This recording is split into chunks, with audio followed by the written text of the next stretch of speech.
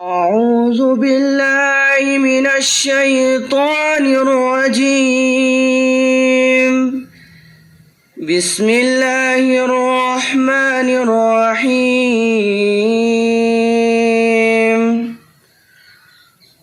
قل أعوذ برب الناس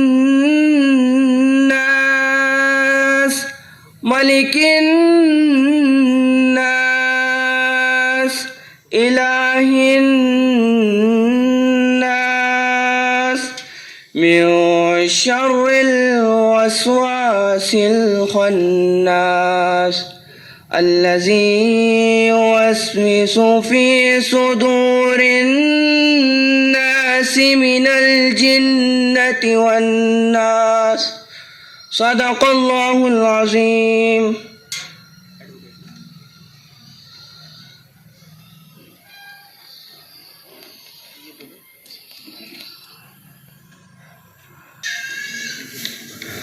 मैं इससे पहले कि हमारा प्रोग्राम आज वर्ल्ड ह्यूमन राइट्स डे के ऊपर और डिफरेंट लॉज जो हमें क्या हक क्या अधिकार देते हैं, इससे पहले मैं हमारे आज के सबसे पहले मैं मौलाना मोहम्मद अली जौहर एजुकेशन सोसाइटी और मौलाना मोहम्मद अली जौहर उर्दू हाई स्कूल एंड जूनियर कॉलेज की तरफ से हमारे अतिथि का, हमारे मेहमानों का दिल की गहराइयों से मैं स्वागत करता हूँ।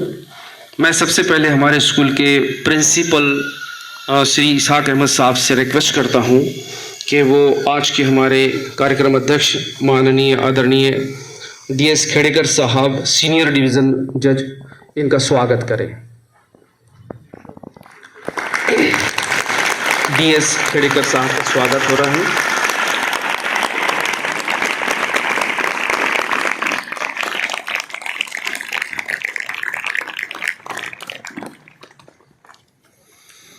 उसके बाद में मैं प्रिंसिपल साहब से रिक्वेस्ट करता हूं कि वो जूनियर डिवीज़न के प्रमुख हमारे आज के पाहुने हैं श्री KT अढ़ाईके साहब का स्वागत करें। सह दिवाली न्यायाधीश कनिष्ठ स्तर सिल्लोड।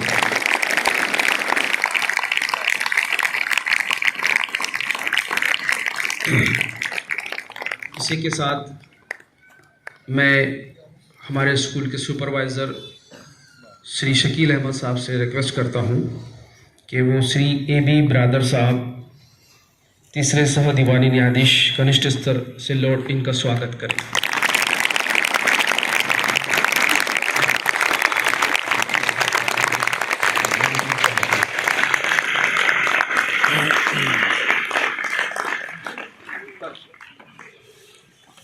सिल्लोड शहर के जाने माने और सिल्लोड के दिलों पे राज करने वाले आदरणीय PI उदार साहब भी हमारे दरमियान मौजूद है।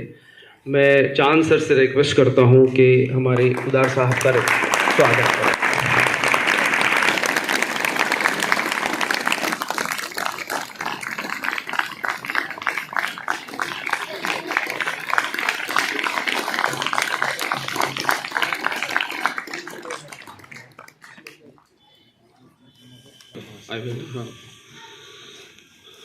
इसके बाद मैं इसाक सर से रिक्वेस्ट करता हूं कि हमारे आज के असिस्टेंट पब्लिक प्रोसिक्यूशन PG वारुड़े साहब, इनका स्वागत करें। इकरामुद्दीन सर से मैं रिक्वेस्ट करता हूं कि प्लीज़ आदरणीय वारुड़े साहब का स्वागत करें।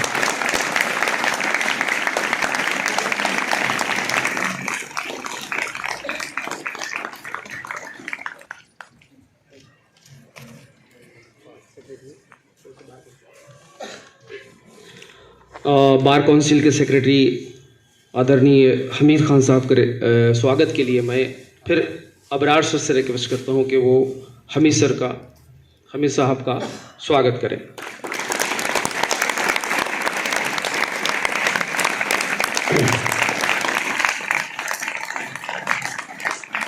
यहाँ पर उपस्थित एडवोकेट ताठे साहब के स्वागत के लिए फिर मैं इसाक सर से रिक्वेस्ट करता हूँ।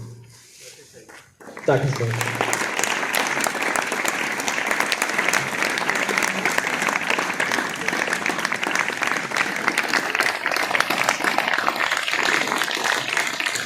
शकील सर से फिर मैं रिक्वेस्ट करता हूं कि वो एडवोकेट बोराड़े साहब का स्वागत करें।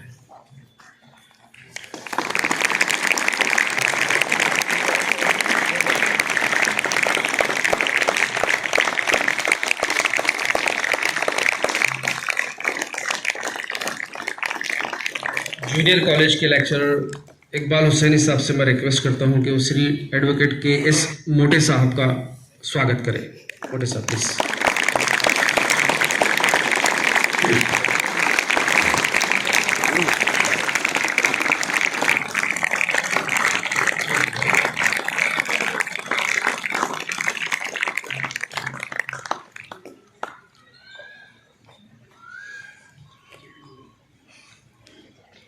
मैं साक्षर से रिक्वेस्ट करता हूं कि कोर्ट के सुपरिटेंडेंट आदरणीय सुरड़कर साहब का भी स्वागत करें।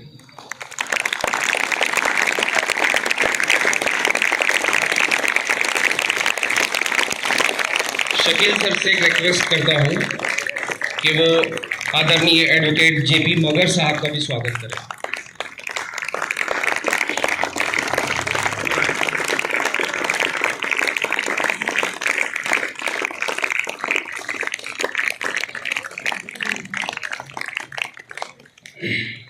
उसके बाद मैं प्रिंसिपल इसाक साहब से एक रिक्वेस्ट करता हूं कि आदरणीय एडवोकेट गोराड़े साहब का भी वो स्वागत करें। गोराड़े साहब प्लीज।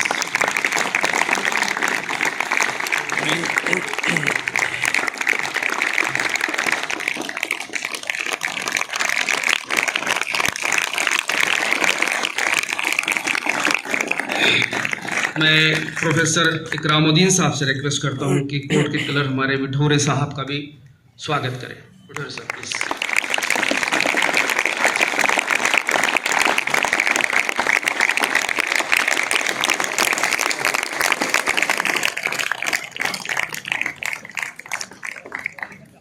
इसके बाद में ये प्रोग्राम को ऑर्गेनाइज करने में, हम तक पहुंचने में, हमको उसके लिए उत्साहित करने के लिए हमारे ही एक स्टूडेंट रहे आदरणीय इमरान साहब भी हमारे दरमियान मौजूद है। तो मैं चाहता हूं कि हमारे प्रिंसिपल साहब भी उनका स्वागत करें। एडवोकेट इमरान।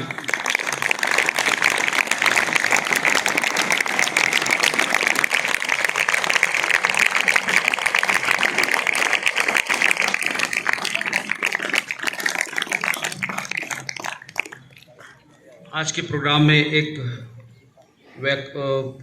तकरीर करने वाले हैं हमारे एडवोकेट रिजवान भाई। रिजवान साहब आए ना? आए। मैं खुद उनका स्वागत करना चाहूँगा।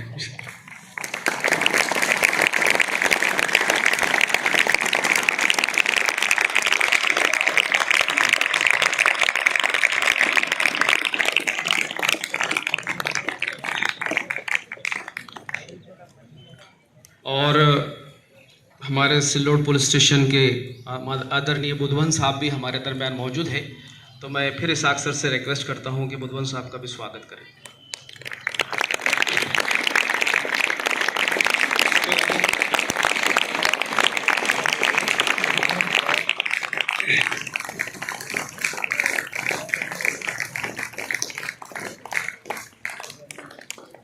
स्वागत का कोई अगर रह गया है तो प्लीज। मैं फिर एक मर्तबा सभी का मौलाना मोहम्मद अली जौहर उर्दू हाई स्कूल जूनियर कॉलेज की ओर से हार्दिक पुष्पगुच्छ देकर तो स्वागत किया गया, लेकिन दिल की गहराइयों से मैं उनका फिर एक बार स्वागत करता हूँ। प्रोग्राम को शुरुआत करता हूँ।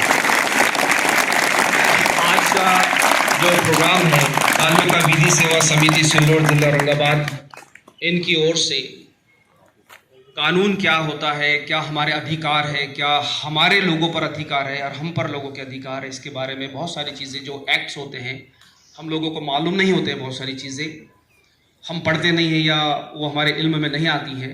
तो आज ये अवसर हमारे पास हमको प्राप्त हुआ है कि हम इसके बारे में जानकारी लें। हमारा प्रोग्राम शुरू होने जा रहा है। तो मैं प्रस्ताविक के लिए आदरणीय श्री एडवोकेट के एस मोटे साहब से रिक्वेस्ट करता हूँ कि प्लीज़ वो प्रस्ताविक अपना भाषण दें।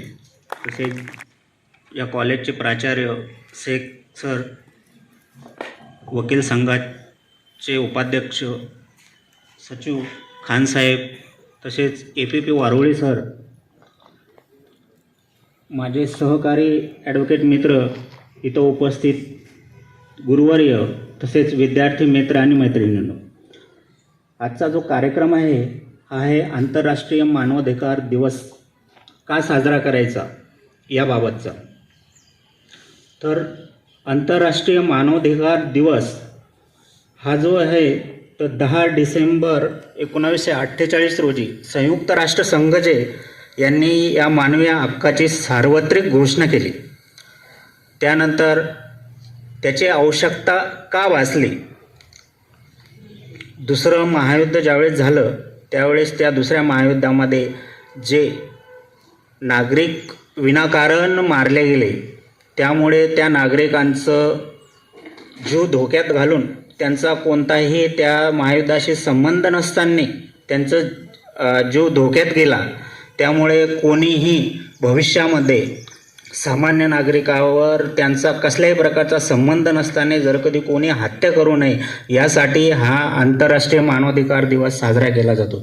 आपल्या भारतीय राज्यघटनेने देखील कलम 12 ते 35 मध्ये आपल्याला मानवी हक्क, मूलभूत अधिकार आणि कर्तव्य याबाबत आपल्या राज्यघटनेने अधिकार दिलेले आहेत. प्रत्येक व्यक्तीला जन्मापासून मृत्यूपर्यंत हा अधिकार दिलेला आहे. आंतरराष्ट्रीय मानवाधिकार दिवस हा 46 देशामध्ये साजरा केला जातो. 10 डिसेंबर हा दिवस म्हणून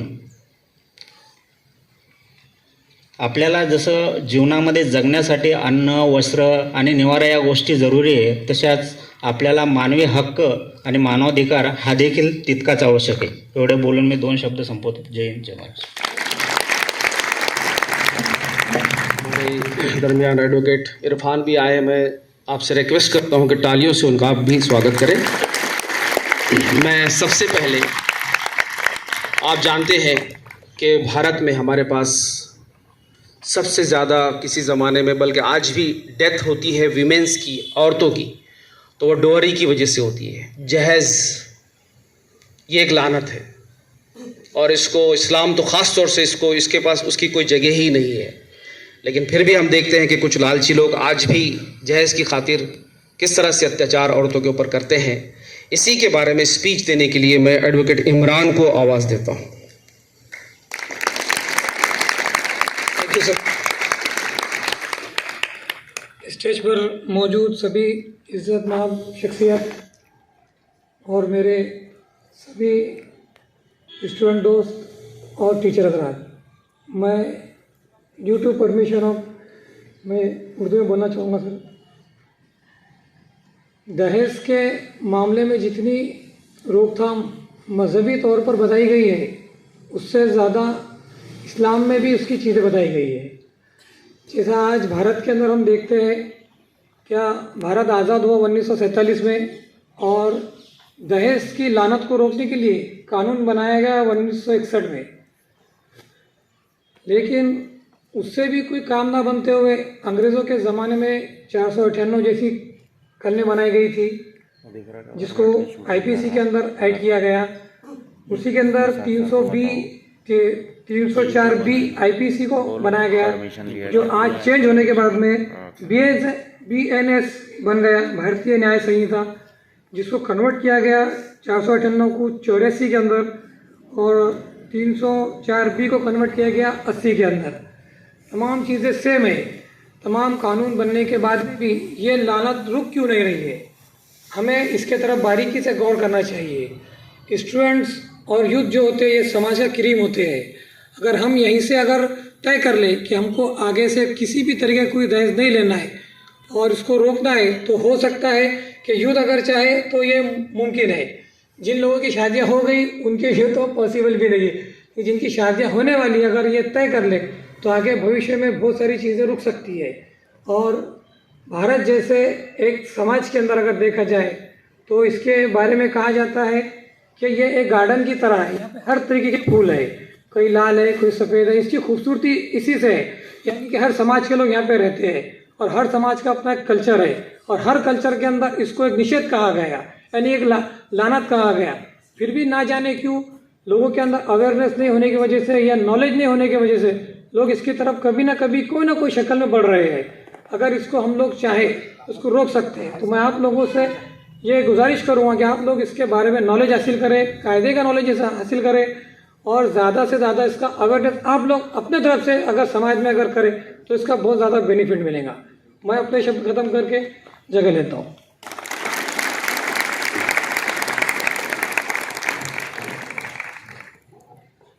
डोरी के बारे में, जहेज़ के बारे में इमरान साहब अपने ख्यालात पेश कर रहे थे। उन्होंने कहा कि जिनकी शादियां हो गई तो अब क्या कर सकते हैं, वापस भी तो कर सकते हैं।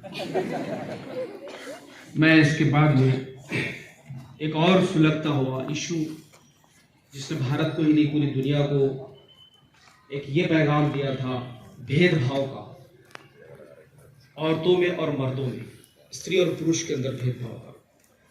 वो जो कहा जाता है कि औरत बेटी को, अभी हम देख रहे हैं कि बेटी बचाओ बेटी पढ़ाओ मुहिम चल रही है, तो बेटियों की पैदाइश पर भारत में बहुत ज़्यादा जोर इसलिए भी दी जा रहा है कि यहाँ पर भी ऐसा होता था और पहले ज़माने से होता था। इसके ऊपर आदरणीय श्री पीजे वारुणे साहब, assistant public prosecution, female feticide and other prevalent social evils, इस पर अपने विचार स्पष्ट करेंगे। आदरणीय पीजे वारुणे साहब।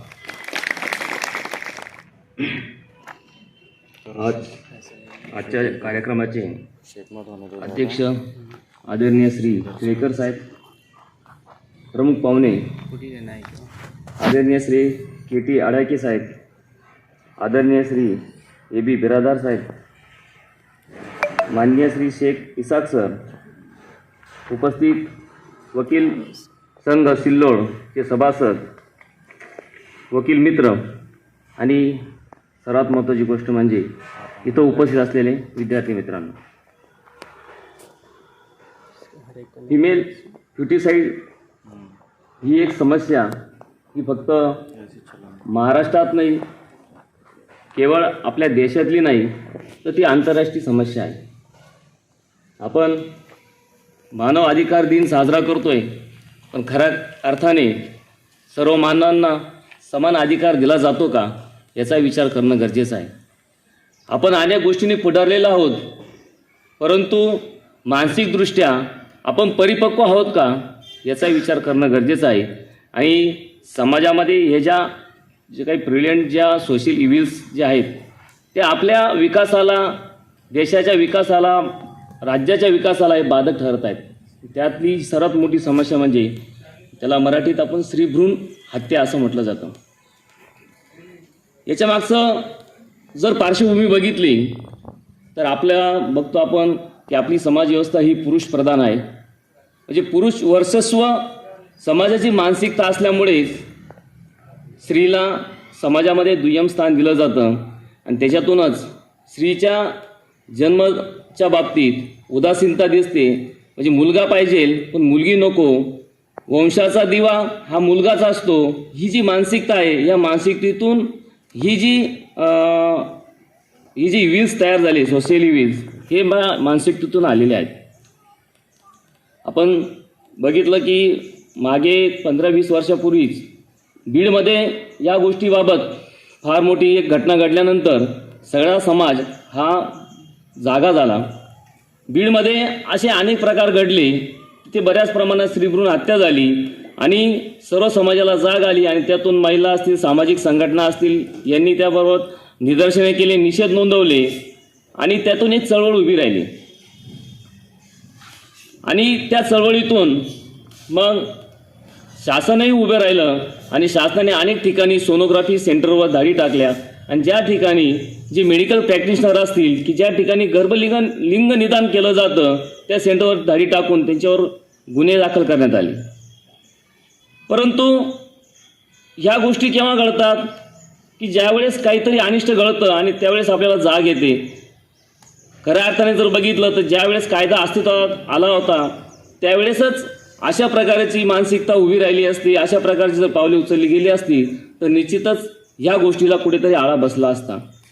त्याची अंमलबजावणी त्यावेळी झाली नाही, परंतु नंतर त्या गोष्टीला इश्यू तयार झाल्यानंतर या गोष्टीचं लोकांना ज्ञान झालं आणि त्याकडे लोक बघायला लागले.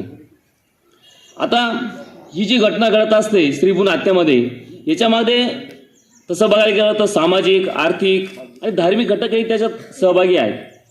म्हणजे सामाजिक मानसिकता बघितली किंवा आर्थिकतेचा दृष्टिकोनही बघितला आणि धार्मिकतेतूनही बघितलं तर काही गोष्टी त्याच्यामध्ये जे आपण म्हणतो की अंधश्रद्धा, ज्या अनिष्ट प्रथा आहेत या गोष्टी या ठिकाणी याला बाधक ठरत असतात. म्हणजे नॅचरली आपण बघतो की मुलगी म्हटली की परक्याचं धन म्हटलं जातं. ही समाजामध्ये ही मानसिकता आहे, ती परक्याचं धन आहे. किंवा आताच आपल्याला इम्रान सरांनी जो विषय सांगितला की डॉवरी म्हणजे हुंडा, ही हुंड्याची जी प्रथा आहे तेही त्याच्या मागचं कारण आहे. कारण जर मुलगी जन्माला आली तर ती आपल्याला आर्थिक भाररूप वाटायला लागते. तिला किती शिकवलं किंवा काय केलं तर ती तिकडे परक्याचं धन आहे, ती तिकडे जाणार, त्यांचंच ते घर भरणार आणि त्यासाठी लग्नासाठी आपल्याला खर्च करावा लागतो, हुंडा द्यावा लागतो. ही जी मानसिकता निर्माण झाली त्यातूनच महिला म्हणजे आपल्याला मुलगी नको ही मानसिकता समाजामध्ये उभी राहिली आणि पुढे जाऊन मग ही स्त्री भ्रूण हत्येचे प्रमाण वाढत गेले. पूर्वी गर्भनिदान चाचण्या, सोनोग्राफी इतकं डेव्हलप नव्हतं. तर त्या काळामध्ये बऱ्याच आपण बघितलं की अशा गोष्टी घडत होत्या की बऱ्याच वेळा या ज्या मुली असायच्या की जन्म झाल्यानंतर सुद्धा त्यांना मारून टाकण्यात येत होतं. अशा काही अनिष्ट प्रथा त्यावेळेस होतात. त्यानंतर दरम्यानच्या काळामध्ये की गर्भधारण झाल्यानंतर तर ते मूल असेल की विकृत आहे की नाही याची चाचणी होणं गरजेचं आहे. आणि त्या अनुषंगाने आपलं जे आहे सायन्स डेव्हलप झालं आणि त्यातून गर्भजल निदान चाचणी सुरू झाल्या. परंतु त्याचा विपरीत परिणाम असा झाला की त्याच्यातून पुन्हा गर्भलिंग निदान चाचणी ही व्हायला लागली आणि त्यामुळे स्त्री भ्रूण हत्या वाढायला लागली. त्यानंतर बघा ही गोष्ट घडत असताना एक अशी केस घडली होती की एक संधी अधिकारी होते मोठे, त्यांनी हा प्रकार केला. त्यांनी गर्भलिंग निदान चाचणी केली आणि त्यांना समजलं की ती मुलीचा गर्भ आहे आणि म्हणून त्यांनी ते गर्भपात केला. गर्भपात केल्यानंतर गर्भपातानंतर लक्षात आलं की ती मुलीचा गर्भ नसून तो मुलाचाच गर्भ होता. तो इश्यू इतका वाढला. त्यानंतर मग 1980 साली यामध्ये फार मोठी चळवळ उभी राहिली त्या कारणामुळे आणि त्याचा परिणाम म्हणजे 1994 साली आपल्याकडे PCPNDT म्हणजे गर्भनिदान पूर्व जी चाचणी आहे तिला प्रसवपूर्व चाचणी हिला करण्यासाठी या प्रतिबंध करण्यात आला. म्हणजे लिंग निदान चाचणी करायची नाही यासाठी PCPNDT म्हणजे pre conception and prenatal diagnostic act हा अंमलात आला आणि तिथून मग ती मोहीम, त्यातून त्या कायदा आणि त्याची अंमलबजावणी खऱ्या अर्थाने सुरू झाली. तसं बघायला गेलं तर 2000 मुलांचं आणि मुलींचं जर प्रमाणाचा विचार केला तर 2001च्या चाचणीप्रमाणे मुलींचं प्रमाण हे 940 होतं 1000 मुलांमागे. ते 2011मध्ये ते 880वर आलं. मग असंच जर प्रमाण स्त्री भ्रूण हत्येनंतर असंच प्रमाण जर कमी होत गेलं तर त्याचेही वाईट परिणाम समाजाला भोगावे लागतात. आपण बघतोय की त्याच्यामुळे जर असं झालं तर बरेच मुलं अविवाहित राहतील. त्याच्यातून काय परिणाम होतील की आपण बघतो की मग लैंगिक अत्याचाराच्या घटना घडतात, बाल लैंगिक अत्याचाराच्या घटना घडतात, व्याभिचाराच्या घटना घडतात आणि ह्या गोष्टी समाजाला घातक आहेत हे आपल्याला दिसून येत आहे. यासाठी सर्वात महत्त्वाची गोष्ट म्हणजे स्त्री भ्रूण हत्या ही जर थांबवायचं असेल तर त्यासाठी समाजाची मानसिकता बदलणं गरजेचं आहे. मग ही मानसिकता केव्हा बदलेल तर त्यामध्ये मुलींचंही महत्त्व मुलांच्या तुलनेने तेवढंच आहे हे समाजाला मान्य करावं लागेल. त्यासाठी मुलींना शिक्षणामध्ये पुढे यावं लागेल, मुलींना चांगलं शिक्षण घ्यावं लागेल. आता आपण बघतो बऱ्याच वेळा की पूर्वी महिला शिक्षणासाठी मागे होत्या, नोकरी करत नव्हत्या, परंतु आता बऱ्याच महिला अशा आहे की आपल्याला क्लासरूम अधिकारी झालेले दिसतात. आपण बघितलं आहे की देशाचे पंतप्रधान, राष्ट्रपतीसुद्धा आज महिला झालेल्या आहेत. याप्रमाणे जर महिला पुढे गेल्या तर निश्चितच समाजाची जी मानसिकता आहे महिलांकडे दुय्यम स्थानाने बघण्याची ती निश्चितच दूर होईल. आणि ही मानसिकता ज्यावेळेस दूर होईल त्यावेळेस हे जे प्रिव्हेंट जे आपले सोशल इव्हिल्स जे आहेत हे निश्चितच नष्ट होण्यास आपल्याला मदत होईल. तरी मला संयोजकांनी बोलण्याची संधी दिली त्याबद्दल मी त्यांचे आभार मानतो आणि मी थांबतो. मनाया जाता है और सबसे पहले मैं एक बात नोटिस करूंगा कि माशाल्लाह आपके जो कॉलेज में जो गर्ल्स लड़कियां हैं उन्होंने एक रजिस्टर और रखा है अपने पास कि कुछ पॉइंट्स नोट करने के लिए, जैसे कि बहुत सारे अच्छे अच्छे सब्जेक्ट्स हैं इसमें, और लड़कों के पास कोई रजिस्टर नहीं है, यानी लड़के खाली हाथ आए थे खाली हाथ जाएंगे, ऐसा है। और मैं प्रिंसिपल सर का तारीफ भी करना चाहूँगा लड़कियों के मामले में, और तनकीद भी करना चाहूँगा प्रिंसिपल सर की लड़कों के मामले में, क्योंकि आपका कॉलेज उन्हीं से जाना जाता है।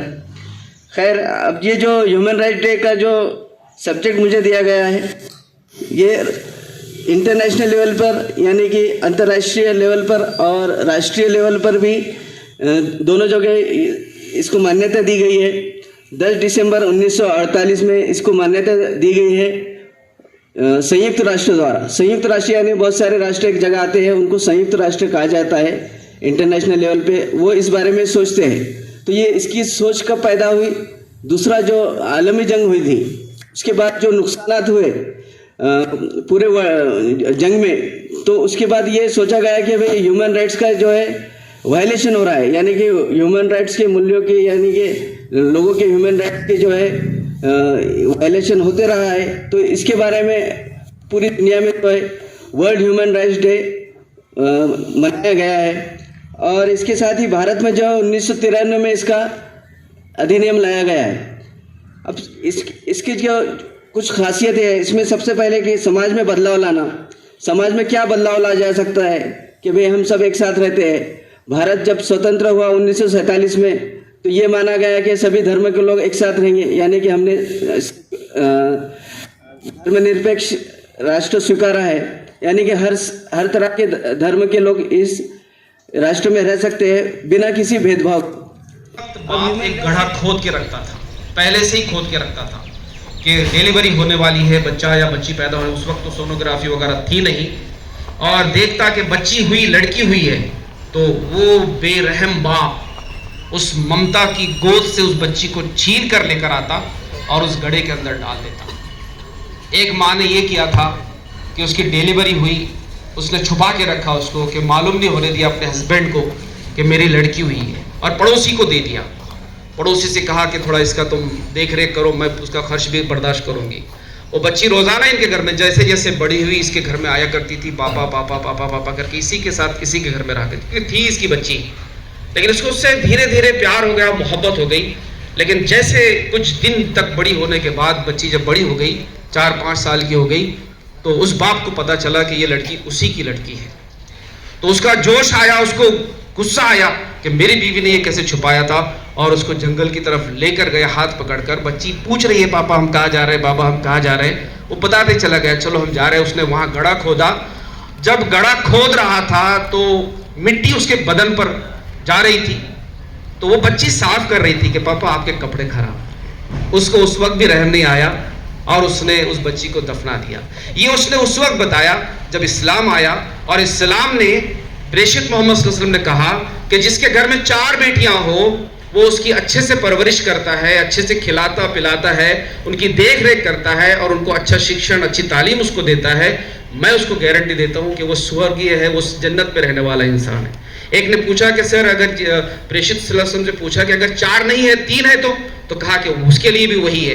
2 है तो लोग पूछा करते थे, क्वेश्चन पूछा करते थे, 2 है उसके लिए भी। और अगर 1 ही है तो जिसको लगा कि 3 के बारे में तो आपने कहा कि उसको स्वर्ग मिलेगी, जन्नत मिलेगी, मेरा क्या, तो कहा कि तुम्हारे लिए भी वही है। तो इस्लाम पहले दिन से ही इस स्त्री भ्रूण हत्या का निषेध करता है, और बेटी को बढ़ाने पर उनकी पैदाइश पर खुशी का इजहार करता है। अभी हमारे आदरणीय वरुण साहब ने बहुत कुछ बताया।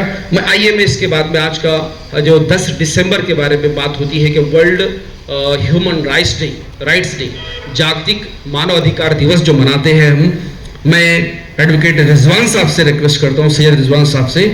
उससे पहले हमारे एडवोकेट उस्मान भी यहां पर आए हैं, मैं सभी से तालियों से उनका स्वागत करने के लिए मैं आपसे रिक्वेस्ट करता हूं। एडवोकेट रिजवान साहब से रिक्वेस्ट करता हूं कि वर्ल्ड ह्यूमन राइट्स डे पर आप बात करें प्लीज। एडवोकेट अनीस साहब भी हमारे दरमियान आए।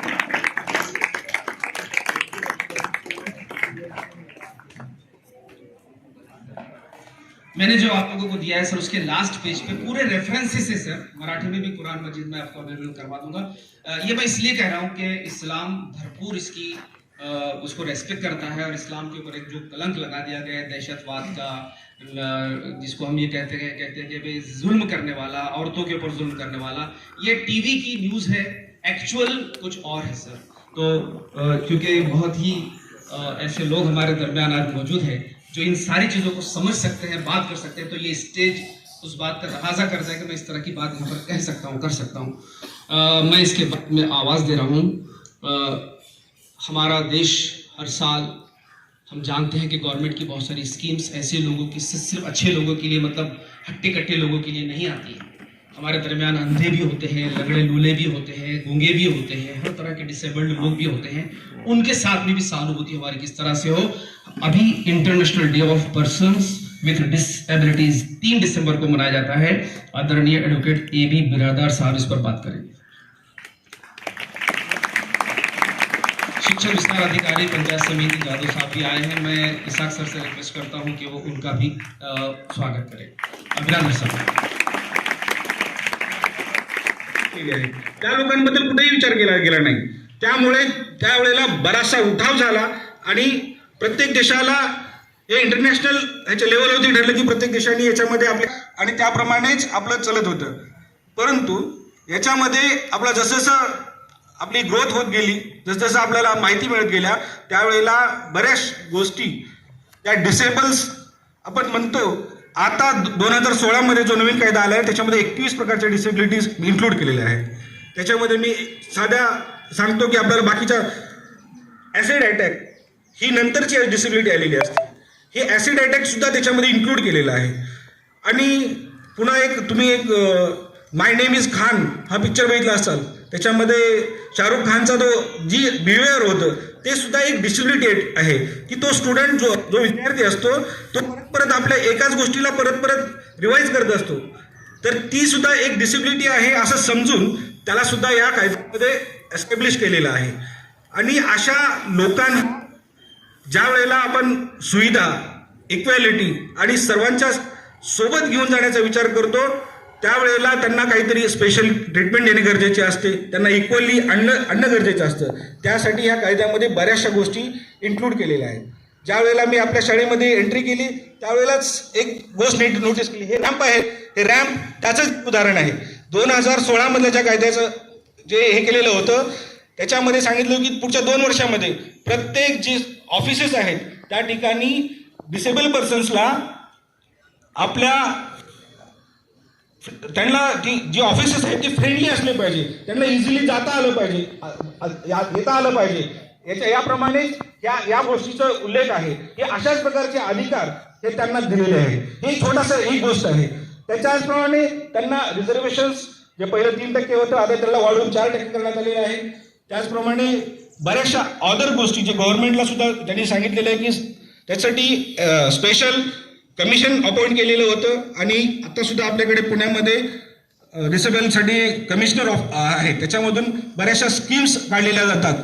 त्या स्कीम्स ज्या वेळेला ती लोक विचारायला गेली त्यावेळेला त्यांना माहिती न देणे किंवा या माहिती देणे किंवा त्यांना टाळाटाळ करणे या गोष्टी सुद्धा या ॲक्टमध्ये ऑफेन्स असं कन्सिडर केलेलं आहे। आणि अशा लोकांना जर तुम्ही माहिती पुरवत नसाल किंवा आपण ॲट्रॉसिटीमध्ये आपण विचार करते वेळेला असं विचार करतो की बाकीच्याच ॲट्रॉसिटी होतात, परंतु या कायद्यामध्ये असं आहे की त्या एखाद्या डिसेबल पर्सन असेल त्या नावानं त्याला जर डिसेबल म्हणून आपण तुम्ही जर उल्लेख करत असाल की समाजामध्ये जर त्याला वागवून देत असाल तर ती सुद्धा एक ॲट्रॉसिटी आहे आणि ती सुद्धा पनिशेबल आहे असं म्हणून त्यांनी उल्लेख केलेला आहे आणि त्याला पनिशमेंट दिलेली आहे। याच्यामध्ये जर उल्लंघन झालं तर 10,000 ते 5 लाखापर्यंत फाईन सुद्धा इम्पोज करता येते आणि 6 महिने ते 5 वर्षापर्यंत सुद्धा त्याच्यामध्ये फाईन अशी इन्क्लूड केलेली आहे। अशा पद्धतीचं एक छोटासा कायदा आपल्यापर्यंत पोहोचवण्याचा मला संधी दिली त्याबद्दल मी आभार व्यक्त करतो आणि इथंच थांबतो। थँक्यू।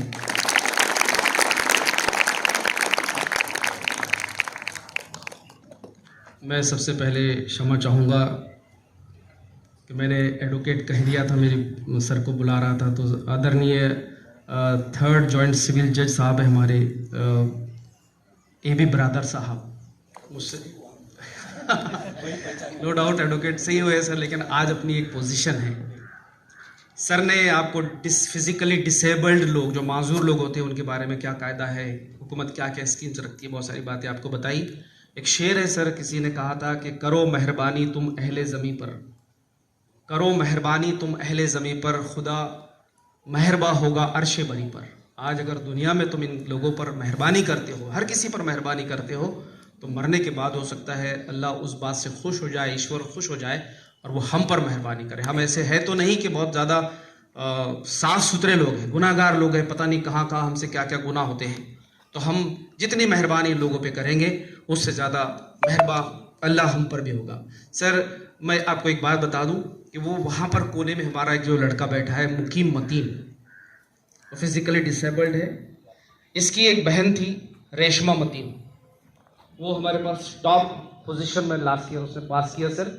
उसके पिताजी रोज़ाना उसको गोद में बिठाकर जब लेकर आते हैं और लेकर भी जाते हैं, तो मुझे तो ऐसा लगता है कि मैं इस वक्त दुनिया के सबसे अच्छे इंसान से बात कर रहा हूँ। तो वो अपनी औलाद को, और उसको एहसास तक नहीं होने देते हैं वो कि हमारे बच्चे इस तरह। और हमने भी कोशिश की है सर कि हम इस तरह से बच्चों का हम ये करें। और सर मैं आपको बता दूं कि हमारा एक और स्कूल है सर यहाँ, ऑक्सफोर्ड इंग्लिश स्कूल के नाम से। अभी हम नेक्स्ट वीक में एक वीक मना रहे हैं, काइंडनेस एंड ह्यूमैनिटी वीक। उसमें हमने छोटी छोटी एक्ट होती है, चलते चलते रास्ते से एक रस्सी पड़ी हुई है गोल, उसमें किसी का पैर अटक जाता है, गिर जाता है, तो हमने ये कोशिश की है कि बच्चों को उस लेवल से हम उनको किस तरह से काइंडनेस और ह्यूमैनिटी की तरफ लेकर आए। तो वो उठाने का स्किट बनाए, ड्रामे बनाए, छोटे छोटे गीत बनाए, छोटे छोटे उनको एक पूरा वीक दे दिया है कि आज सबसे अच्छा काम जो करके लाएगा कल उसको प्राइज मिलेगा। तो इस तरह से हम स्कूलों के अंदर भी, हम टीचर्स का भी ये काम बनता है कि हम अभी से उनके इस तरह से माइंड बनाए कि वो लोगों के लिए मेहरबाब बनता रहे। आइए इसके बाद में मैं फिर आदरणीय सीनियर डिवीज़न न्यायाधीश, दीवानी न्यायाधीश अढ़ाई के अच्छा उसके बाद में सॉरी हाँ जॉइंट सिविल जज आदरणीय श्री KT अढ़ाई के साहब से रिक्वेस्ट करता हूं कि वो पॉक्सो एक्ट पर हमारी रहनुमाई करे, हमें गाइड करे। Legal literacy camp is organized jointly by Legal Service Committee, Sillod Court, Sillod Bar Association and your college. Respected dais, dignitaries on the dais of the dais and you all students. This program is specially arranged for you people to know the only concept of the law, because law is a very minute one and it is not possible for us people to explain each and every section of any particular law. अब तक मैंने सिर्फ मराठी में speech दिया है, लेकिन आप उर्दू में तालीम करते हैं तो मैं प्रयास करूँगा हिंदी और इंग्लिश मिक्स करके आपको दो बातें बोलने के प्रयास करूँगा। अगर मेरी हिंदी में बात करते हुए कुछ गलती होती है तो आप लोग मुझे माफ़ी करेंगे, इतनी मुझे उम्मीद है। आपको सबको पता है कि भारत देश पर करीबन 100 साल फॉरेन रूलर ने राज्य किया है। इसमें 850 साल इस्लामिक रूलर थे, उन्होंने राज्य किया। फिर 150 साल ब्रिटिशों ने किया। फिर 1947 में on 15 August India got independence, and to conduct the independent India, we Indians preferred Indian Constitution. So on the 9th December 1946, first meeting of Constitution Committees was held under the presidentship of Dr. Rajendra Prasad, who was president of the Indian Constitution Committee. Thereafter, over the period of 2 years, 11 months and 17 days, Constitution was prepared and the same was accepted on the 26 November 1949 and it was implemented on 26 January 1950. That is why on every 26 January we celebrate Indian Republican Day as a token of Republican country. So Indian Constitution is our fundamental law. यानी भारतीय संविधान जो है, भारतीय संविधान अपना भारतवासियों का जो मूलभूत कायदा है, फंडामेंटल लॉ है। और इस फंडामेंटल संविधान के तहत, संविधान के चौकोन में सब लॉ बनाना ये कानून बनाने वालों की जिम्मेवारी है। अगर कोई कानून ऐसा है कि वो संविधान के स्क्वायर में नहीं है, संविधान के तहत नहीं है, संविधान के किसी आर्टिकल का इन्फ्रिज करता है, ब्रीच करता है, तो वो जो कानून है वो संवैधानिक नहीं है, वो गैर कानूनी है। उसको डिक्लेयर करने की जो रिस्पॉन्सिबिलिटी है वो कॉन्स्टिट्यूशनल कोर्ट जैसे कि सुप्रीम कोर्ट और हाई कोर्ट पर है। समाज में जो भी घटनाएं होती है और समाज में ऐसे कोई एविल्स क्रिएट होते हैं, उस एविल को इरेडिकेट करने के लिए लॉ मेकर्स को कानून बनानी पड़ती है। अपने देश का जो मेन पिनल लॉ था वो आईपीसी था 1 जुलाई 2024 तक। अभी 1 जुलाई 24 से भारतीय न्याय संहिता लागू हो गया, तो अभी आईपीसी लागू नहीं है। लेकिन जो जो घटनाएं 1 जुलाई 2024 के पहले हुई है उनको दंडनीय जो लॉ है वो आईपीसी लागू होगा, लेकिन 1 जुलाई के बाद में जो भी घटना घटी उसको भारतीय न्याय संहिता भी लागू होगा। तो मेरा जो आज का सब्जेक्ट है POCSO act, prevention of sexual offences against children act, यानी जो बालक है, यानी बालक किसको बोलते हैं, who has not completed 18 years of age, जिसने अपने आयु की 18 साल पूरी नहीं किए, चाहे वो लड़का हो या लड़की, उसको बालक कहते हैं, यानी माइनर कहते हैं। इनके प्रोटेक्शन के लिए, तो इनको प्रोटेक्शन देने की जरूरत क्यों पड़ी? क्या पहले इस सब्जेक्ट के बारे में कोई कानून नहीं था? 377 बलात्कार के खिलाफ में कलम थे, उसके भी जो एग्रेवेटेड फॉर्म्स है उसके लिए भी बहुत ही सारे कलम आईपीसी में थे। लेकिन आप सब जानते हैं कि 2012 में दिल्ली में एक घटना घटी, वो निर्भया घटना के नाम से जानी जाती है। तो एक औरत के ऊपर एक घिनौना कृत्य समाज कोई नाराधामों ने किया, तो वो जो घटना घटने बाद पूरे देश में एक रोष लोगों ने एक्सप्रेस किया, और उसके बाद में लॉ मेकर यानी जो अपने पार्लियामेंटेरियन है, संसद को ऐसा लगा कि इसके ऊपर एक काफ़ी कड़क कानून बनाना चाहिए। तो 2012 में कानून बनाया। ये कानून की जो अमलबजावनी है वो 3 फरवरी 2013 से अपने भारत में लागू हुई। तो ये पॉक्सो एक्ट क्या है? जो बच्चे हैं, चाहे लड़का हो या लड़की हो, इनको सोशली, मेंटली, फिजिकली उनके डेवलपमेंट के लिए उनके ऊपर कोई अत्याचार नहीं होने चाहिए, ऐसा ही कानून है। ये कानून का अलगपन ऐसा है कि ये स्पेशल लॉ है, यानी स्पेशल लॉ और जनरल लॉ 2 प्रकार के लॉ होते हैं। अपना आईपीसी जो है और आज का बीएनएस जो है ये जनरल लॉ है। इनमें जो एक बात ऐसी है, अगर पुलिस बोलती है कि इसने ऐसा ऐसा गुनाह किया है, तो ये पुलिस की जिम्मेवारी बनती है कि police has to prove the offence in the court. It is not the responsibility of the accuse to prove the offence in the court. The burden is casted on the shoulder of the prosecution, that is police machinery. They have to prove it before the court beyond reasonable doubt. Then and then court will hold him guilty and punish him. But this POCSO act की खासियत ऐसी है कि इसमें adverse burden है। इस कानून के खिलाफ अगर किसका केस होती है तो it is the responsibility, liability of the accuse. He has to prove before the court that he has not committed any offense at all. Prosecution has not that responsibility. So the rate of conviction, यानी शिक्षा होने का जो प्रमाण है इस law में वो ज़्यादा है। और क्या रहता, कॉलेज में अभी मेरे भी 2 बेटियां हैं, मेरे भाई की एक बेटी है, अभी शादी की जैसे उम्र की है, मेरा एक भतीजा है। तो क्या होता है, 11वीं 12वीं का जो उम्र रहती, वो उम्र के कुछ दोष रहते, कुछ गुण भी रहते। तो थोड़ा सा अट्रैक्शन की वजह से लड़कों लड़की को एक दूसरे से मोहब्बत हो जाती, और ये नासमझ उम्र में कुछ गलतियां कर बैठते, समझता नहीं इसीलिए कर बैठते। तो ऐसे गलतियां होने के बाद में, लेकिन कानून तो किसको छोड़ता नहीं। आपने पेपर में सुना होगा कानून के हाथ बड़े लंबे हैं, आपने ये भी सुना होगा कानून अंधा है, आपने सब बातें सुनी हैं। लेकिन ये स्टेट मशीनरी की जिम्मेदारी है।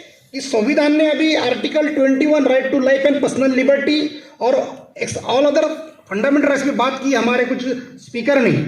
तो ये स्टेट की कॉन्स्टिट्यूशन ने this liability is casted upon the shoulder of the state that state should protect every right of citizen.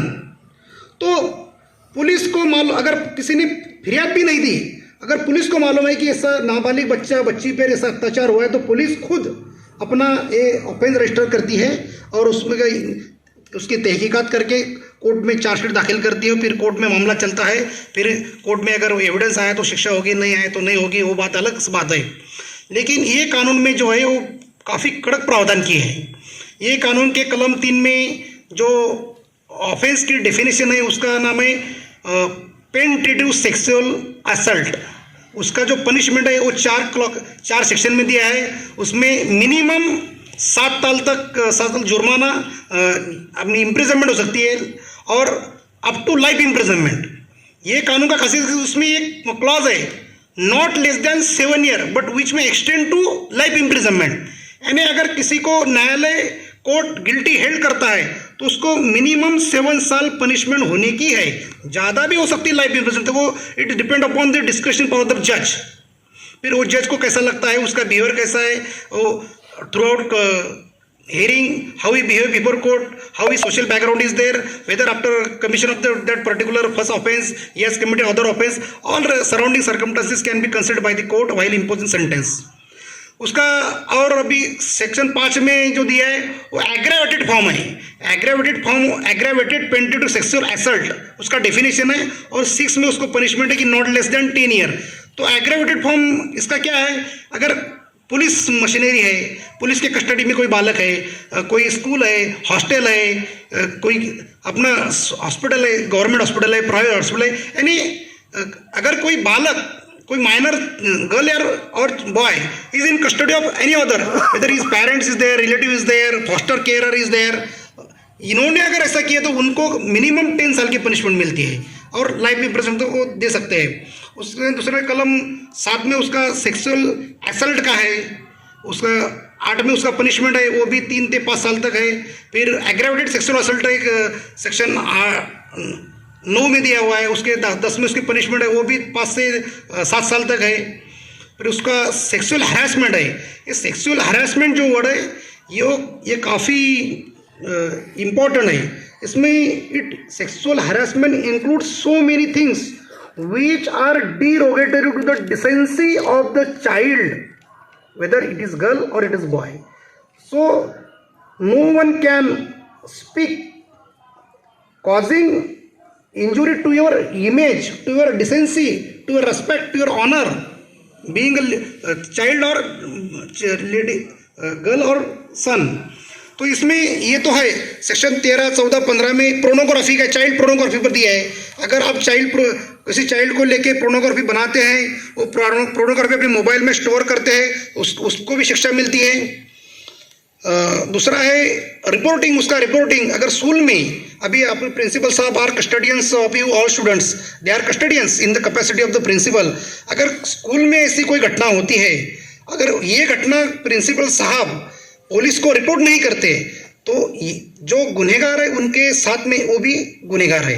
अभी बदलापुर का इंसिडेंट आप सब लोगों ने न्यूज़ में पढ़ा होगा, पेपर में पढ़ा होगा। वो स्कूल के जो इंस्टीट्यूशन के डायरेक्टर है वो भी उसमें एक्यूज आरोपी है, उसके जो प्रिंसिपल है वो भी एक्यूज है, क्योंकि उनको जो पेरेंट्स थे वो parents reported the very matter to the principal and class teacher, concern class teacher, but they failed to report the very incident to the police authority. That is why they have been also made as accused by the police because they failed in discharge their duty. ये भी उसमें एक है. तो ये जो law है, ये लॉ बहुत ही अभी कैसा होता, as per my knowledge in Muslim personal law poverty age is the age of the marriage, but when this act is passed, now that position is not remained intact, because one incident was happened in the state of Kerala where the a minor girl, Muslim minor girl was married, and she when she became pregnant and she went to the hospital and doctor checked her and he found that the girl is pregnant and she is a minor. He reported the incident to the police authority. This police registered the crime against the very husband, and his counsel filed bail application before the Honorable POCSO court and argued that the girl is wife of the accused and they are legally wedded, husband and wife, and it is not offense at all because Muslim personal law permits to marry in the puberty age. But that POCSO court rejected his bail application, then matter went to the Honorable High Court of the Kerala, and Kerala High Court also held that this law is special one, it will override the Muslim personal law and it is an offense and court cannot consider this though he is a husband of the victim girl but he has committed an offense. So अभी इस law के तहत 18 साल के अंदर अगर लड़की की शादी होती है, वो प्रेग्नेंट अपने हस्बैंड से होती है, अगर वो अस्पताल में जाती है तो डॉक्टर का, because doctor it's also duty bound to inform the very incident to the police authority. If he fails to inform the same he is also abettor. इसमें ये लॉ बहुत ही स्ट्रिक्ट लॉ है. So I will request here to all students and teachers to aware our students that not to marry in our minor age because it is an offense now. Already prevention of child marriage act is in existence, but that act not is special when it is general, but this act is special and being special it is superseding all general laws. So thank you very much. You bear me. Very much thankful to आदरणीय ढाई के साहब. बहुत ही अनमोल information act के बारे में, हमारे law के बारे में हमको दे रहे थे, पॉक्सो लॉ एक्ट के बारे में, और साथ ही साथ उन्होंने हमारे बहुत सारी चीज़ें बताई. केरला का जो अभी उन्होंने केस भी बताया. लेकिन सर मैं आपको बता दूं कि अब पढ़ाई का स्तर भी मुस्लिम कम्युनिटी में भी अच्छा बढ़ा है और गर्ल्स भी पढ़ रही है, वो अपने लॉज को भी जान रही है और गर्ल्स पढ़ रही है. इसका सबूत आपके सामने हमारे पास है. इसमें फिर भी बहुत सारी एब्सेंट है. आज अभी मेजॉरिटी में ये लोग माइनॉरिटीज़ में जा चुके हैं. तो बेटियों के लिए आज की तालियां बनती है. सर ने एक बात बड़ी अच्छी कही कि भारत में पहले 800 साल तक मुगलों का राज रहा, उसके बाद में फिर अंग्रेज़ आए, वो भी लूटते रहे. लेकिन मैं ये समझता हूँ सर कि भारत की सबसे खूबसूरती और सबसे अच्छी बात यही है कि वो सबको चांस देता है और आजमाता है कि देखे भला उसके लिए कौन क्या कर सकता है. जब कभी भी इसको लूटने वाले लोग आते हैं तो ऐसे लोग भी खड़े हो जाते हैं जो इस धरती को बचाना चाहते हैं, और ऐसे लोग पैदा होते रहेंगे. आप स्टडी कीजिए, इतिहास बताएगा आपको कि क्या करना चाहिए क्या नहीं करना चाहिए. तो बहरहाल आज का बड़ा खूबसूरत प्रोग्राम हमारा हो रहा है. मैं आखिर में हमारे आज के इस कार्यक्रम के अध्यक्ष दीवानी न्यायाधीश वरिष्ठ स्तर सिल्लोड के आदरणीय श्री DS खेड़ेकर साहब से रिक्वेस्ट करता हूं कि वो अपना अध्यक्ष भाषण में हमें मार्गदर्शन दें.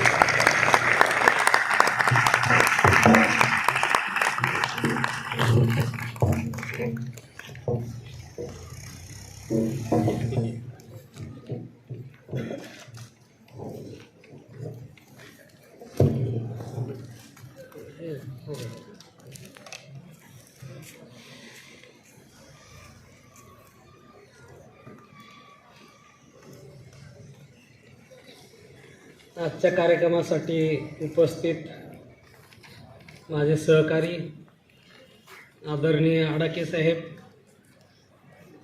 बिरादार साहेब, कार्यक्रमासाठी पंचायत समितीचे प्रतिनिधी जाधव साहेब, तसेच बारचे सन्माननीय सचिव खान साहेब, सरकारी वकील साहेब वारोळे साहेब, उपस्थित सर्व वकील बंधू भगिनी,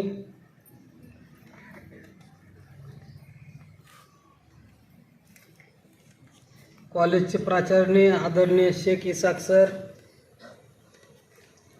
तसेच उपस्थित सर्व विद्यार्थी मित्रांनो, मी मराठीमधून बोलतोय कारण मला जी बोलण्याची भाषा आहे ती मराठी आहे आणि मी ते मराठी चांगल्या प्रकारे बोलू शकतो. तुमची अंडरस्टँड करण्याची भाषा कोणती आहे तुम्ही सांगा.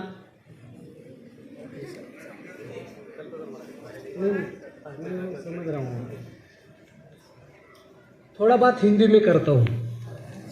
आपको हिंदी ज़्यादा समझ में आती है, मराठी समझ में आती है या उर्दू समझ में आती है? सब आती है। कौन बोला सब आती है? ये सबसे अच्छा इनका तरीका है।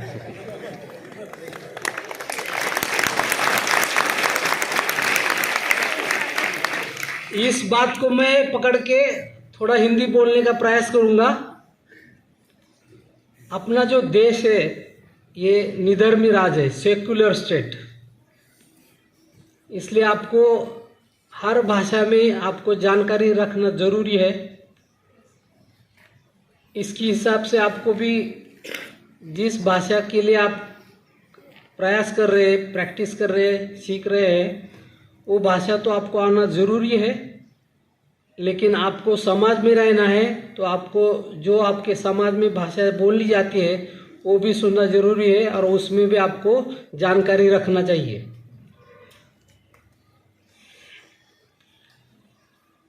शिक्षण घेताना आपल्याला कोणती पण भाषा असू द्या, मराठी असू दे, हिंदी असू दे, उर्दू असू दे, त्याच्यात आपण शिक्षण घेतलं पाहिजे।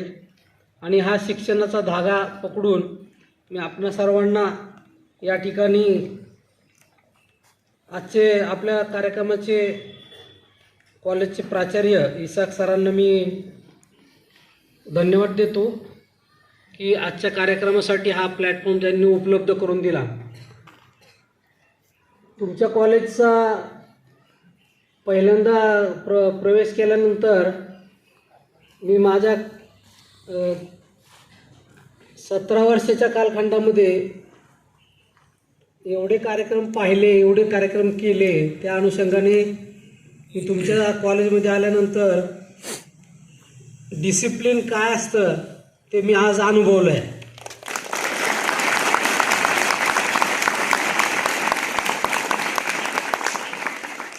विद्यार्थ्यांचं बैठकीचं नियोजन, कार्यक्रमासाठी केलेली व्यवस्था आणि तुमच्या सरांनी जे अँकरिंग केलं आहे ते अतिशय अवर्णनीय आहे।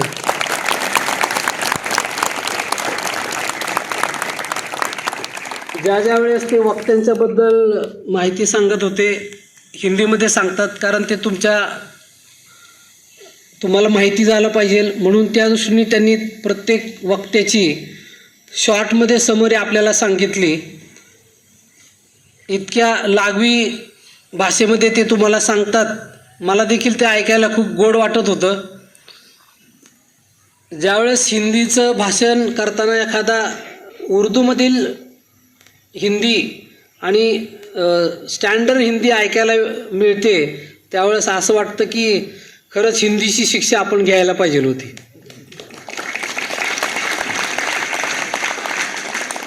आजच्या कार्यक्रमासाठी जे वक्ते आपल्याला लाभलेत त्या वक्त्यांनी खूप छान प्रकारे त्यांच्या कपॅसिटीप्रमाणे आपल्याला माहिती सांगितली आहे। मला फक्त एवढीच रुकरुक होती की आता सगळे वक्ते हिंदी बोलत आहेत, काही मराठी बोलतात, काही इंग्रजी बोलत आहेत, पण ते सगळं विद्यार्थ्यांना कळतं आहे का नाही हे मला जाणून घ्यायचं होतं, म्हणून मी पहिल्यांदा हिंदीमध्ये विचारलं तुम्हाला। असा विश्वास ठेवून की आपल्या सर्वांना जे वक्त्यांनी सांगितले ते आपल्याला कळलं आहे अशी भावना धरून मी आपल्याला थोडंसं मार्गदर्शन करेन। इम्रान खान सरांनी जे डावरीबद्दल सांगितलं, हे सामाजिक व्यवस्थेमध्ये त्यांचं म्हणणं आहे की सोशल इव्हिल आहे। अगदी बरोबर आहे ते। ज्यावेळेस एखाद्या व्यक्तीला लग्न करायचं आहे, त्याची कुटुंब व्यवस्था निर्माण करायची, त्यावेळेस त्यांनी दहेज, डावरी याची ज्यावेळेस डिमांड होती त्या ठिकाणी ती पवित्र जे स्थान आहे कौटुंबिक त्याला डाग लागतो आणि म्हणून दहेज किंवा डावरी हे एक सामाजिक इव्हिल आहे, समाजाला एक लागलेला डाग आहे आणि ते आपल्या आयुष्यामध्ये येऊ नये म्हणून आपण प्रयत्न करायला पाहिजे। आणि डावरी जर कोण घेत असेल किंवा देत असेल तर त्याला आपण परावृत्त केलं पाहिजे। दहेज, डावरी याच्यामुळं पूर्ण कुटुंबाला सफर करावं लागतं आणि ज्या व्यक्तीने मुलीचं लग्न केलेलं असते त्या मुलीच्या वडिलांना कुटुंबाला त्याची झळ पोचते आणि एका कुटुंबाला आर्थिक पाठबळ देऊन दुसऱ्या कुटुंबाचं जर आपण वाईट करत असेल तर निश्चितच ती गोष्ट चांगली नाही. म्हणून डावरीचा आपण निषेध केला पाहिजे आणि दहेज मागणाऱ्या व्यक्तीवर कारवाई करण्यासाठी आपण पुढाकार घेतला पाहिजे असं मला वाटतं. विद्यार्थी दशेमध्ये असताना आपल्याला काय अधिकार आहेत, आपल्याला काय कायदेशीर बाबी आवश्यक आहे सामान्य नागरिक म्हणून जगण्यासाठी, तर ती आपल्याला आवश्यक माहिती घेतली पाहिजे जेणेकरून आपल्याला एक भारताचा समाजामध्ये चांगला एक नागरिक बनता येईल. म्हणून आपल्याला सर्वांना संविधान माहिती आहे. आपण 26 नोव्हेंबर संविधान दिवस आयोजित करतो. तर आपल्याला भारतीय राज्यघटनेने जी मूल्ये दिलीत, व्हॅल्यूज, ज्या व्हॅल्यूजच्या अनुषंगाने आपण आपले सर्व मूलभूत अधिकार जे आपल्याला समाजामध्ये एक नागरिक आणि चांगली व्यक्ती घडवण्यासाठी मदत करतात, तर त्या व्हॅल्यूज आपण जाणून घेतल्या पाहिजे. तुमच्याकडं संविधान शिकवतात का नाही? आपल्याला बाबत जर माहीत असेल तर ही चांगली गोष्ट आहे की आपण संविधानाबाबत जी मूल्य आपल्याला शिकवली जातील त्या मूल्याचा आपण आपल्या आचरणामध्ये उपयोग करायला पाहिजे. Right to life and liberty या जर कन्सेप्टप्रमाणे जर गेलो तर आपण आपल्याला जसा जगण्याचा अधिकार दिलेला आहे घटनेनं, संविधानानं, तर आपण देखील आपल्या ज्या समाजामध्ये लोक राहतात त्यांचा देखील सन्मानानं आणि चांगल्या पद्धतीने त्याचा आदर केला पाहिजे. म्हणून घटनेने जे लाईफ आणि लिबर्टी म्हणजे सन्मानानं जगण्याचा अधिकार दिलेला आहे त्याचा आपण उपयोग केला पाहिजे. मूलभूत अधिकारामध्ये आपल्याला शिक्षणाचा अधिकार दिला आहे, सांस्कृतिक वारसा जपण्याचा अधिकार दिला आहे, आपल्या स्वतःच्या संस्कृती जी आहे किंवा जो व्यवसाय आहे स्वतंत्र व्यवसाय करण्याचा अधिकार दिला आहे. त्या अधिकाराची जाणीव आपल्याला शालेय जीवनामध्ये विद्यार्थी दशेमध्ये व्हायला पाहिजे जेणेकरून ज्यावेळेस आपण एक शालेय शिक्षण पूर्ण केल्यानंतर आपल्याला समाजामध्ये खूप ॲडव्हर्स सिच्युएशनला तोंड द्यावं लागतं, त्यावेळेस आपली त्याची मानसिक तयारी पाहिजे. या दृष्टिकोनातून कायद्याचं देखील ज्ञान आपण घ्यायला पाहिजे असं मी आपल्याला आवाहन करेन.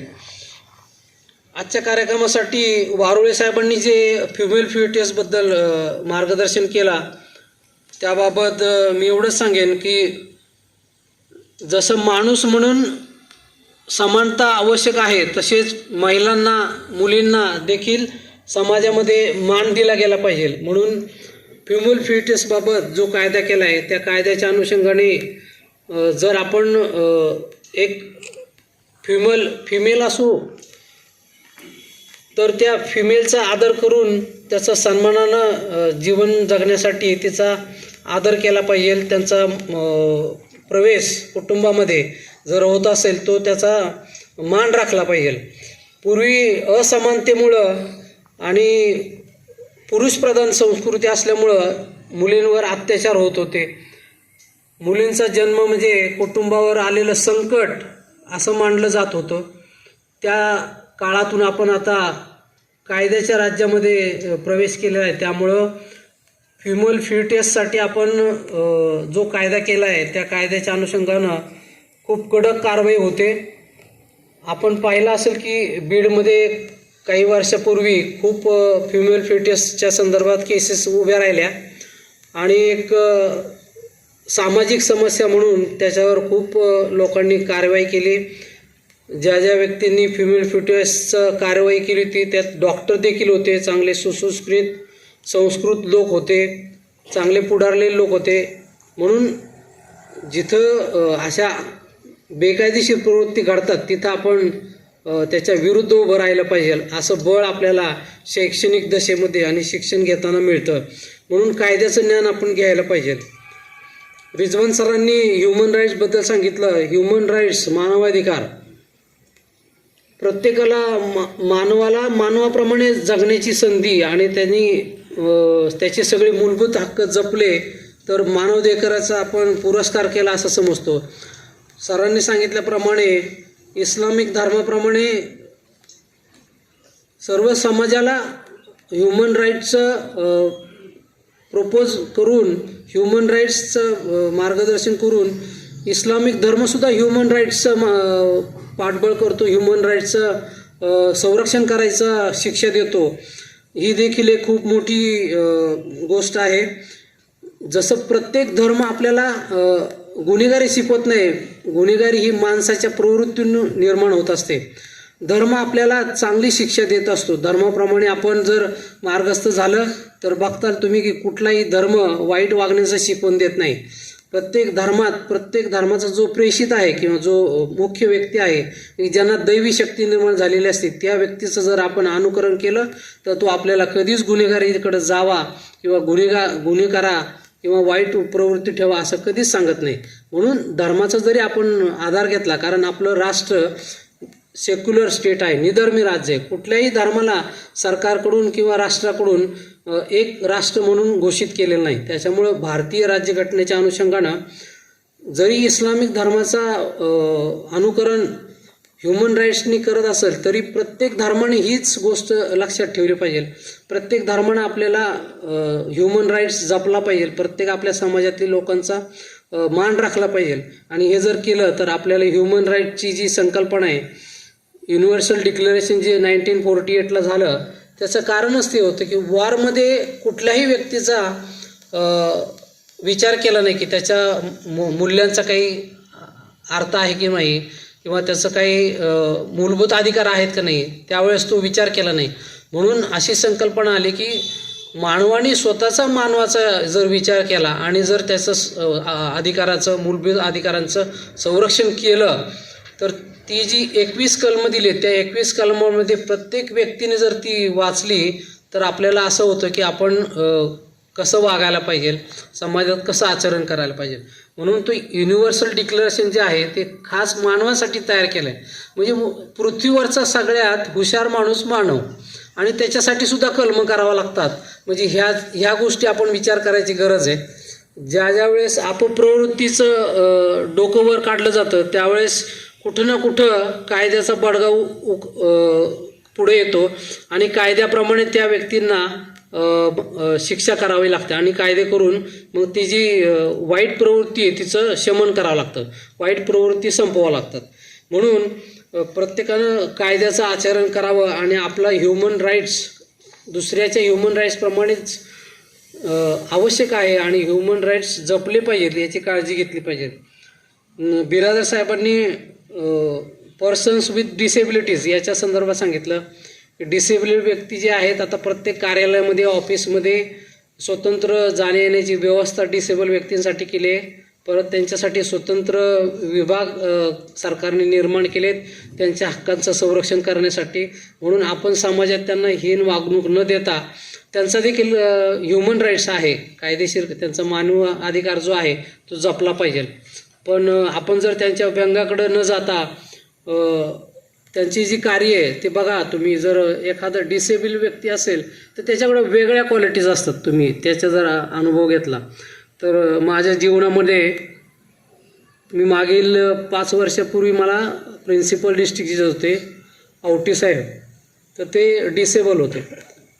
तर त्यांच्या जीवनामध्ये पहिल्यापासून त्यांना इतक्या समस्या आल्या, परंतु त्यांनी स्वतः कष्ट करून LLB केली, वकील होऊन न्यायाधीश झाले आणि 30 वर्ष सर्व्हिस करून न्यायाधीश पदावर उच्च स्थानावर पोचले होते. म्हणजे डिसेबल व्यक्ती जरी असली तरी त्यांनी स्वतः डिटर्मिनेशन केलं आणि आपली शक्ती पणाला लावून चांगल्या पदावर ते निवृत्त झाले. तर त्यांचं डिटर्मिनेशन पाहून आम्हाला देखील प्रेरणा मिळते. असंच जर आपण डिसेबल व्यक्ती जरी असली तर त्याच्यामध्ये काय क्वालिटीज आहेत ह्या जर शोधल्या तर आपल्याला देखील त्याची प्रेरणा मिळते. म्हणून डिसेबल जरी व्यक्ती असली तरी त्याचा आपण सन्मान करावा असं मी आपणाला सांगेन. आडाके साहेबांनी पोक्सो ॲक्टबद्दल डिटेलमध्ये आपल्याला माहिती दिली. पोक्सो ॲक्ट हा एक सामाजिक समस्या आहे आणि विद्यार्थी दशेमध्ये जसं आपण आपलं शालेय शिक्षण घेतो त्याचबरोबर आपल्याला सामाजिक समस्या काय आहेत ह्या देखील कळल्या पाहिजेत. आता ही पोक्सो ॲक्टप्रमाणे जी सामाजिक समस्या आपल्यासमोर उभी राहिली आहे त्याला डोळसपणं पाहिलं पाहिजे की लैंगिक शोषण जर एखादा व्यक्ती करत असेल तर त्याची बघण्याची दृष्टिकोन, त्याचा स्पर्श आणि त्याची वागणूक, त्याचं बॉडी लँग्वेज हे आपल्याला ओळखता आलं पाहिजे. म्हणून एक मुलगा असू दे किंवा मुलगी असू दे दोघांनाही न्यूट्रल विचार करून हा कायदा केलेला आहे की जेणेकरून जो 18 वर्षाचा खाली जो मुलगा आहे किंवा मुलगी आहे त्याच्यासाठी जर कोणी लैंगिक शोषण करत असेल तर त्याच्याविरुद्ध त्याने आवाज उठवला पाहिजे. आणि ह्या जर गोष्टी तुम्ही जोपर्यंत बोलत नाही, कारण हा पर्सनल इश्यू होतो, प्रायव्हेट इश्यू होतो, त्याच्यामुळे बऱ्याचशा गोष्टी बोलल्या जात नाहीत. परंतु अशा गोष्टीवर बोललं पाहिजे जेणेकरून आपल्याला जी सामाजिक विकृती आहे लैंगिक शोषण करण्याची किंवा लहान मुलांचं शोषण जी व्यक्ती करते त्याला कायदेशीर त्याच्यावर मार्ग काढला पाहिजे. म्हणून अशा प्रकारच्या जर घटना घडत असतील तर आपण त्याचा निश्चितच आवाज उठवा म्हणून आपण आवाहन करेन.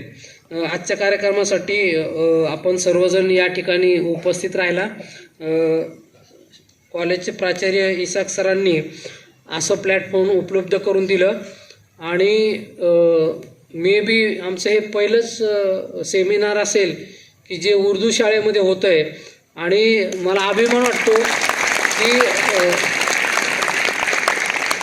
इस्लामिक धर्माच्या प्रगतीप्रमाणे जर सरांनी जे बुकलेट दिलं आहे त्याच्या अनुषंगाने जर ह्युमन राईट्सचा विचार केला तर इस्लामिक धर्मातील मुलीसुद्धा पुढं आहेत हे आज मला समजले यांच्याकडून.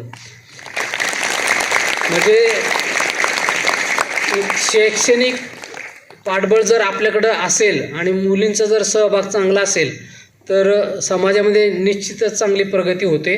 आपण पहा की जर आपल्या देशाचे पंतप्रधान इंदिरा गांधी किंवा सुषमा स्वराज,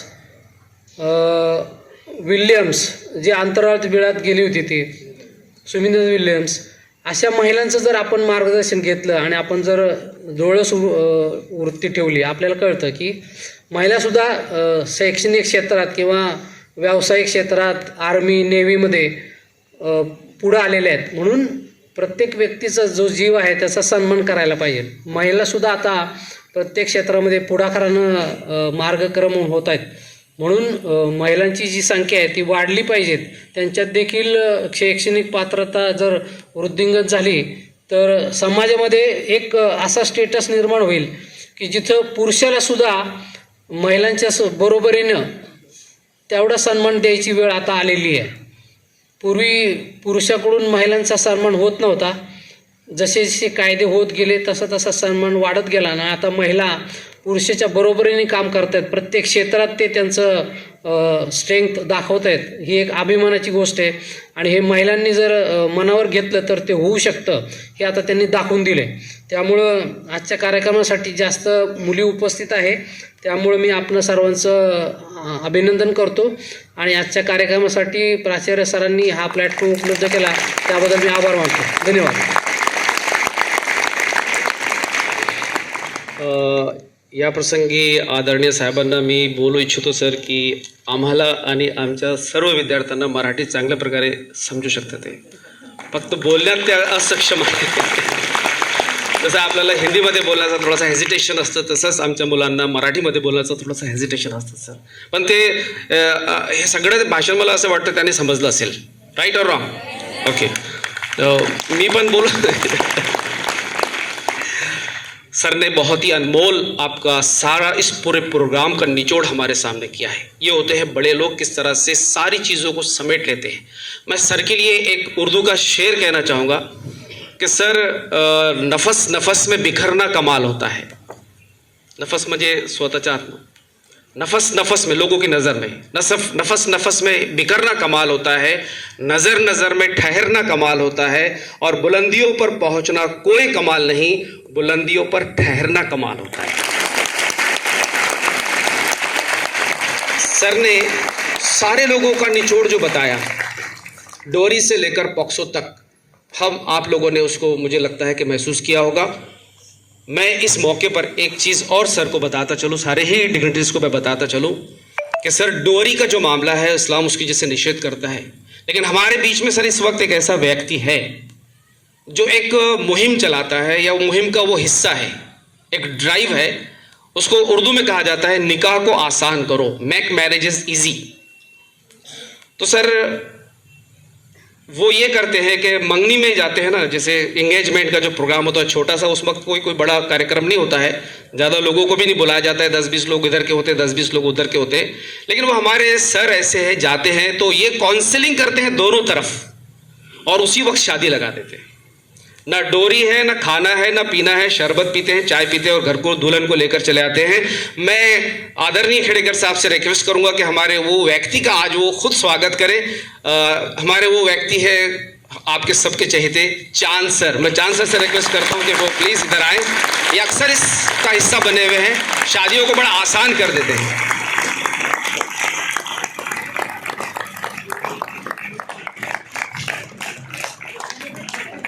ये पत्रकार भी है सर और समाज सेवक इनकी बेटी की शादी बड़ी करेक्टर चाय पर हाई स्कूल में टीचर है सर हमारे पास, जूनियर कॉलेज में उर्दू का लेक्चर लेते हैं और शायर भी है, कवि भी है, बहुत सारी चीज़ें हैं उनके अंदर। अब देखिए वक्त बहुत हो रहा है, मैं महसूस कर रहा हूँ कि आप लोग धूप में बैठे हैं और आपको ये एहसास हो रहा होगा कि कितनी अच्छी खूबसूरत सी नरम धूप में आप लोग बैठे हैं और हमारे डिग्निटरीज, हमारे टीचर्स छाँव में ठंड में सुगड़ रहे होंगे, ये आपको ऐसा लग रहा होगा और आप भी चाह रहे होंगे कि वो भी हमारे साथ धूप में आते तो कितना अच्छा होता। तो आइए मैं इस प्रोग्राम को एंड की तरफ लेके जा रहा हूँ। मैं हमारे स्कूल के आदरणीय प्रिंसिपल शेख इसाक साहब से रिक्वेस्ट करता हूँ कि वो आभार प्रकट करें।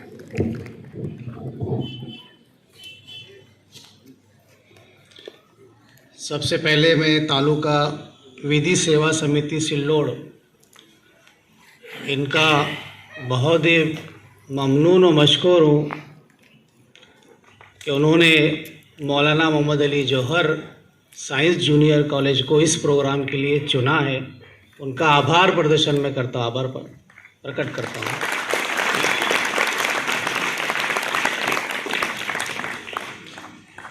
सर्वप्रथम मी आदरणीय श्री DS खेडेकर सर यांचा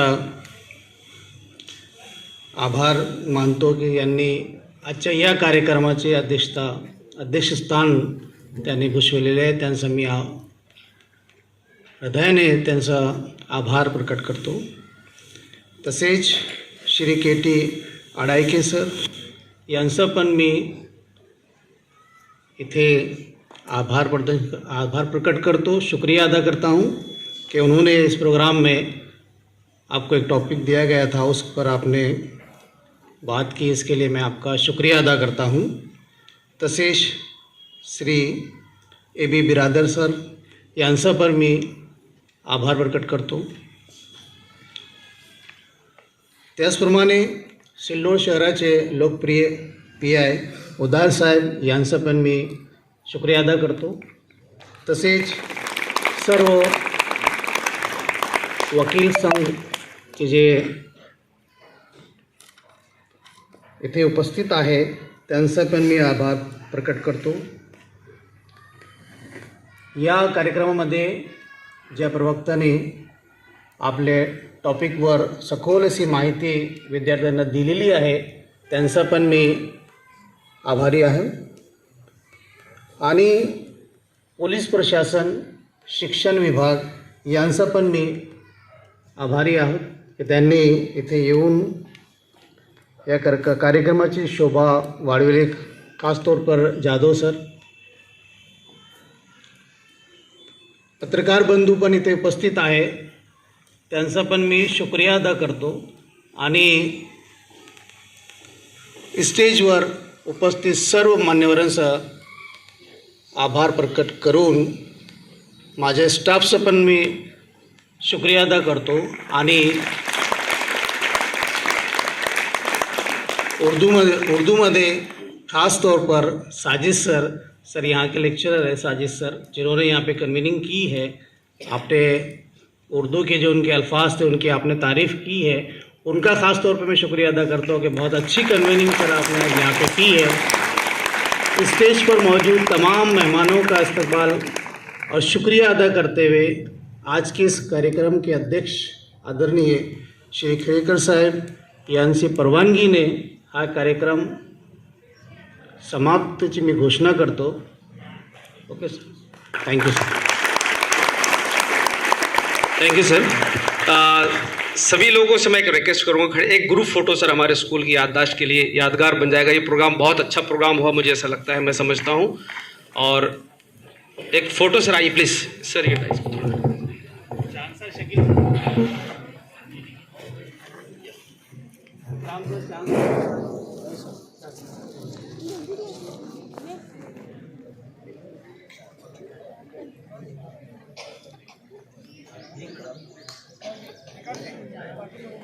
हो गया सर्व